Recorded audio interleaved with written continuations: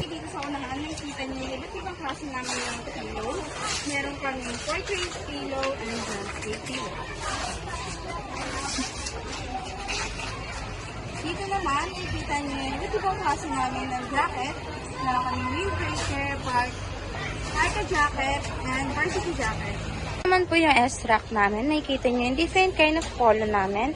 Meron kaming honeycomb, dry fit, and two-tone polo. Meron din kaming long sleeve. And then dito naman po yung dry fit premium namin. Dito naman po nakalagay yung different kind of tumblers namin. Meron din kaming different kind of mugs. And then sa taas niya, makikita yung different kind of brochures namin na updated. Meron kaming embroidery, business solution, and then meron din kaming mga other design. Dito po nakalagay yung ID lace namin. Meron kaming 1-inch sabli cotton lace, and then 3/4 sabli lanyard with outside release, and 1-inch sabli lanyard with side release. Makikita niyo yung iba't klase namin ng ball pens. Meron kaming quarter ball pens at yung mga ordinary pens. Makikita niyo yung different kind of ball boxes namin. And then, dito sa kabilang side, makikita niyo yung different kind of balls. Dito naman po yung sublimation namin. Meron kaming different kind of fabric. Tapos, meron ding mga brochure.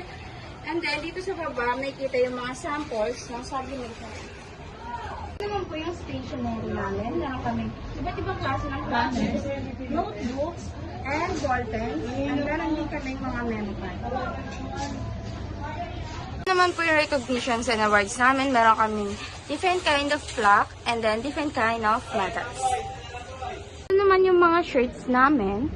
Meron kaming two-tone polo. And then dito makikita nyo yung mga ino-offer namin shirt. Two-tone, premium quality, dry fit round neck, dry fit ringer, dry fit collar, and CBC premium cotton. And then sa baba niya, makikita nyo yung iba't ibang samples ng mga ino-offer naming shirts. Naman sa area na to, makikita nyo yung DIYs namin. Ayan. And then dito naman yung mga sample na usually nilalagay sa DIYs.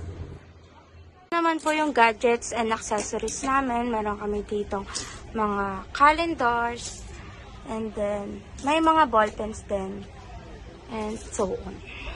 Ito naman po yung cashier area. Sa baba niya po yung kaha, and then dito naman po nakalagay yung cellphone depositor. Ito naman po yung computer ng DTF operator natin, and then sa taas niya may kita natin yung CCTV monitor. Ito naman po yung DTF printer namin. So far, working din naman po siya and in good condition.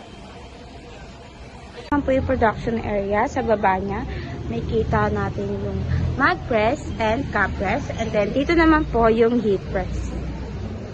Ito naman po yung UV mamaki namin. So far, working naman po. And in good condition. And then, sa gilid niya po is yung computer ng operator. Thank you.